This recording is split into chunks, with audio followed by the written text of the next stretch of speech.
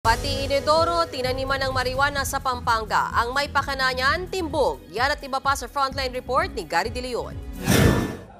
Aesthetic ang inidorong yan. Sa isang bahay sa Mabalacat, Pampanga, ginawa itong paso. At ang itinanim, marijuana. Bawal yan.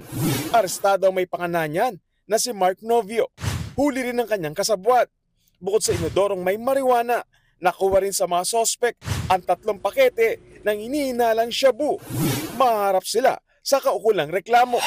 Sa Pasay City, tila in-add to cart naman ang parcel na may lamang 1 kilong marijuanang kush. Nagkakahalaga ng aabot sa higit 1.4 million pesos.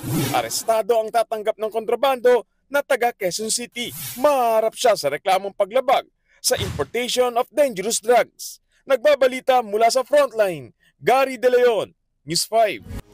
Mga kapatid, Mean Los Baños po. Huwag magpahuli sa mga balita at impormasyong dapat ninyong malaman. Para sa mas malawak na balitaan at diskusyon, mag-follow at mag-subscribe sa social media pages ng News 5.